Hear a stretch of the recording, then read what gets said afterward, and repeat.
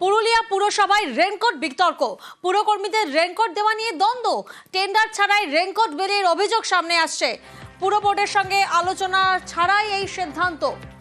প্রতিনিধি ইন্দ্রজিৎ এই মুহূর্তে আমাদের সঙ্গে রয়েছেন। ইন্দ্রজিৎ, পুর প্রধানের বিরুদ্ধেই কি এই অভিযোগ? দেখো প্রিয়াঙ্কা, একেবারেই একাধিক কাউন্সিলর অভিযোগ করছে যে বোর্ড মিটিং এ কোনো আলোচনা না করেই, টেন্ডার না করেই ইচ্ছে মতো কাজ করেছেন পৌর প্রধান, এবং তিনি টেন্ডার না করে যে রেনকোট পারচেজ করেছেন বা দিয়েছেন পৌরকর্মীদের, সেটা ঠিক হয়নি। এই বোর্ড মিটিং এ জানানো উচিত ছিল। যদিও পৌরসভার চেয়ারম্যানের দাবি, যেটা সংবাদ মাধ্যমে বলার কোনো প্রয়োজন ছিল না, সেক্ষেত্রে চেয়ারম্যানকে সরাসরি বিষয়টি জানানো উচিত ছিল, এবং পাশাপাশি তিনি বলেছেন যে ওতে বৃষ্টির সময় তড়িঘড়ি এই বিষয়টির সিদ্ধান্ত নিতে হয়। অন্যদিকে এই সিদ্ধান্তের বিরোধিতা করেছে একাধিক কাউন্সিলর। তৃণমূল পরিচালিত পুরুলিয়া পৌরসভার চেয়ারম্যানের বিরুদ্ধে একেবারেই মুখ খুলেছে কাউন্সিলররা। তাদের যে অভিযোগ, যে একটা রেইনকোট যখন কেনা হচ্ছে তা পৌরসভার নিয়ম মেনে বা বোর্ড মিটিং এ পাশ করেই কেনা উচিত ছিল, সেক্ষেত্রে নিয়ম মানেননি তিনি। বেশ, বর্ষাতিতে রেনকোট পেয়েছে স্টাফরা, এটা আনন্দের ব্যাপার। কিন্তু কিভাবে হলো, কিভাবে টেন্ডার হলো, কি প্রসেস, সে প্রসেসটা আমরা কাউন্সিলররা এটার আমরা জানতে পারিনি। এটা আমাদের দুর্ভাগ্য বলতে পারেন। 700 রেনকোট কেনা হয়েছে, কোন কোয়ালিটি দিয়েছে, কে দিয়েছে, আর নিশ্চয়ই এটা টেন্ডার প্রসেস হওয়া উচিত ছিল। কিছু কিছু কাজ আছে যেগুলো ইমার্জেন্সি বেসিসে অর্ডার হয়ে যায়। 1 লাখ টাকার উপরে কাজ হলে টেন্ডার হবে। এফও আছেন, তিনি দেখবেন এডুকেশন ঠিক নিয়ম হচ্ছে কিনা, তার জন্য এক্সিকিউটিভ অফিসার আছেন। কাউন্সিলররা এটা সংবাদ মাধ্যমে বলছে কেন? এ তো চেয়ারম্যান, আমার সঙ্গে কি ভাসুর বুয়াসিনের সম্পর্ক নাকি? হরিনাবির ছিনতাইয়ে পূজালিতে ধরপাকড়, সিসি ক্যামেরা ফুটেজে দুজনকে শনাক্ত করা হয়েছে। পূজালি থেকে দুজনকে গ্রেফতার করেছে সোনারপুর থানা। 3রা আগস্ট ব্যবসায়ীর ব্যাগ ছিনতাইয়ের ঘটনা, এবং সেই ঘটনায় দুজনকে গ্রেফতার করা হয়েছে। সোনারপুর থানার পুলিশ গ্রেফতার করেছে। অর্পণ প্রতিনিধি আমাদের সঙ্গে রয়েছেন। অর্পণ, যাদের গ্রেফতার করা হয়েছে তারা কি স্থানীয়? দেখো, পূজালি এলাকা থেকে তাদেরকে গ্রেফতার করা হয়েছে। জাকির শেখ আর রিয়াজউদ্দিন শেখ, এই দুজনকে গ্রেফতার করা হয়েছে। সিসি ক্যামেরার ফুটেজে তাদের ছবি আসে এবং তার তদন্তে নেমে এই দুজনকে শনাক্তকরণ করা হয়। বাকি 4 জনের খোঁজ চালানো হচ্ছে। ধৃত দুজনকে আজ বারুইপুর মহকুমা আদালতে পেশ করা হবে এবং নিজেদের হেফাজতে নিয়ে তাদেরকে জিজ্ঞাসাবাদ চালাবে। তারা যে আগ্নেয়াস্ত্র উঠিয়ে শাসানি দিয়েছিল এবং তারা কি পরিকল্পনা ছিল, তাদের সঙ্গে যারা যারা ছিল স্থানীয় কেউ জড়িত কিনা, তারা কিভাবে জানলো যে ওই ব্যবসায়ী ওই সময় টাকা নিয়ে তারা বাইকে করে ফিরছে, সব বিষয়ে তো খতিয়ে দেখার চেষ্টা করছে তদন্তকারী আধিকারিকরা। দুজনকে হেফাজতে নেওয়ার পরেই এই ঘটনার পূর্ণাঙ্গ তথ্য পুলিশের হাতে আসবে এবং যার সঙ্গে জড়িত রয়েছেন তাদেরকে গ্রেফতার করা সম্ভব হবে বলে পুলিশ সূত্রে হচ্ছে, এবং এই দুজনকে আজ বারুইপুর মহকুমা আদালতে পেশ করা হয়েছে। একেবারে পাশাপাশি নজর রাখবো, রাজস্থান থেকে উদ্ধার রায়নার কিশোরী। হাইকোর্টের নির্দেশে সিবিআই তদন্তে হদিশ। 2 বছর পর রাজস্থানের পালি থেকে উদ্ধার করা হয়েছে। শরদিন্দু প্রতিনিধি আমাদের সঙ্গে রয়েছেন। শরদিন্দু, যাদের গ্রেফতার করা হয়েছে কোন জায়গা থেকে গ্রেফতারি? দেখো, রায়নার খালেরপুরের নাবালিকা 2 বছর আগে বাড়ি থেকে টিউশনি পড়ার নাম করে ঘর থেকে বেরিয়েছিল এবং তারপর থেকেই তার হদিশ পাওয়া যাচ্ছিল না, এবং সেই ঘটনায় তাকে খুঁজে বের করার জন্য সিবিআই তদন্তের নির্দেশ দিয়েছিল হাইকোর্ট। এবার 2 বছর পর রাজস্থান থেকে সেই নাবালিকাকে উদ্ধার করলো সিবিআই, এবং এই ঘটনায় 5 জনকে গ্রেফতার করা হয়েছে।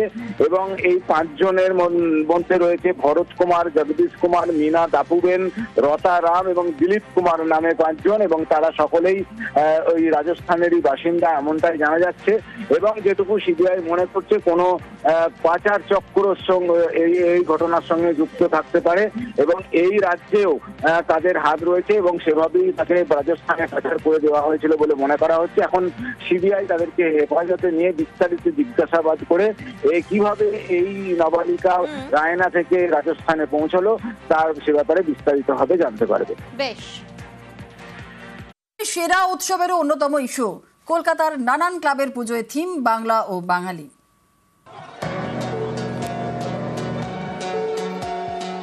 বাংলা বললেই বাংলাদেশি বলে দাগিয়ে দেওয়ার চেষ্টা, কখনো বাংলা ভাষাকে বাংলাদেশি ভাষা বলে উল্লেখ, এই নিয়ে রাজনীতির হাওয়া গরম।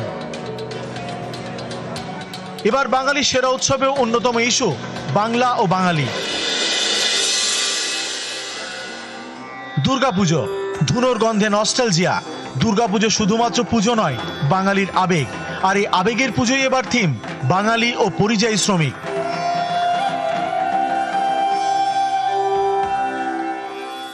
কলকাতার চালতা বাগান সর্বজনীন। এবারের পুজোয় থিম আমি বাংলায় বলছি। 81তম বছরে পড়েছে এবং তাদের মূল থিম আমি বাংলায় বলছি, এবং যে সমস্ত পরিযায়ী শ্রমিক যারা বাইরে কাজ করতে যাচ্ছেন তাদের ট্রিবিউট জানাতেই তারা কিন্তু এই থিম এবারে বেছে নিয়েছেন। ডিএল রায় স্ট্রিট, চালতা বাগানের পুজো মণ্ডপের পিছনে রয়েছে বাঙালি লেখক দ্বিজেন্দ্রলাল রায়ের বাড়ি। এবার পুজোয় ফুটে উঠবে বাংলা ভাষার আবেগ ও বাঙালি পরিযায়ীদের কথা। বিভিন্ন পরিযায়ী শ্রমিক থেকে বা বাঙালিদের ওপর যে বিভিন্ন রাজ্যে অত্যাচার হচ্ছে বাংলা বলার কারণে, সেই বাংলা ভাষা বা বাঙালির ওপর যে অত্যাচার হচ্ছে, সেই অত্যাচার যাতে তারও কিছুটা প্রতিবাদ আমরা এই পুজোর মধ্যে দিয়ে ফুটিয়ে তুলব। আমাদের মণ্ডপে দেখতে পারবেন আমরা কিভাবে বাংলা ভাষার মধ্যে দিয়ে প্রতিবাদ জানাচ্ছি।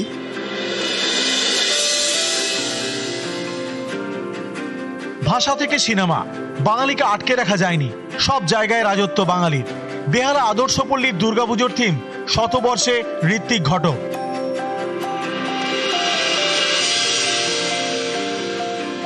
ঋত্বিক ঘটক বাংলা সিনেমার জগতে একটি নদীর নাম। তার সৃষ্টি ফুটে উঠবে বেহালা আদর্শপল্লীর পুজোয়। মণ্ডপ সজ্জায় দেশভাগের যন্ত্রণা, শরণার্থী পরিবারের গল্প, মেঘে ঢাকা তারা। সেদিন যারা ছিলেন উদ্বাস্তু আজ তারাই যেন পরিযায়ী।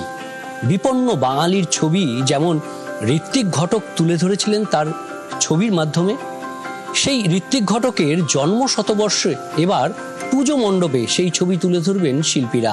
ঋত্বিক ঘটকের শতবর্ষ, এবং ঋত্বিক ঘটক যখন বই করেছিলেন মেঘে থাকো তারা, তখনও বাংলা বিপন্ন ছিল, দেশ ভাগাভাগির বিপন্ন। তখনকার রুমাদেবী সুপ্রিয়া দেবী কি করে মহিলারা দেশভাগের পরে নিজের পরিবারকে নিয়ন্ত্রণ করেছে, স্বাভাবিক কারণে সেটাকে তুলে ধরার আমাদের মানুষের কাছে মূল উদ্দেশ্য। ইট ইজ ভেরি কোইন্সাইড যে তখনও বাংলা বিপন্ন, আজকেও বাংলা বিপন্ন।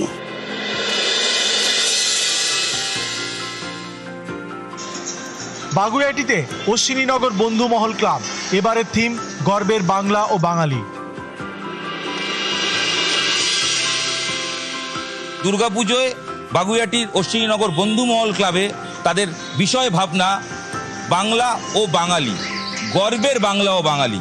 বাঙালির ইতিহাস, বাংলার যে প্রাচীন ইতিহাস জানতে হলে পুজোয় এবার আসতে হবে অবশ্যই বন্ধুমহল ক্লাবে। প্রাগৈতিহাসিকের আগে পুরাতাত্ত্বিক যে তথ্য, আজ থেকে 42,000 বছর আগে পুরুলিয়ায় মানুষের বসবাসের এক্সিস্টেন্স পাওয়া গেছে। তার মানে বাংলার এক্সিস্টেন্স 42,000 বছর আগের থেকে ছিল। প্রমাণের মাধ্যমে এই মণ্ডপে দেখানো হবে, এবং অবশ্যই কিছু এমন চমক থাকবে, যদি লোকে না আসে তাহলে খুব বড় কিছু একটা মিস করবে। বাঙালিকে গর্বিত করেছেন যারা, মণ্ডপ সেজে উঠবে তাদের ছবিতে। বাংলা কোনো ক্ষুদ্র জাতি, পরিজাতি, পরিভাষা, খুব ক্ষুদ্র পরিমণ্ডলে সীমাবদ্ধ নয়, তার ব্যাপ্তি অনেক। আমরা যদি কবিগুরু রবীন্দ্রনাথের ভাষাতে বলি, অহরহ তব প্রচারিত শুনি তব উদার বাণী, হিন্দু, বৌদ্ধ, শিখ, জৈন, পারসিক, মুসলমান ও খ্রিস্টানি।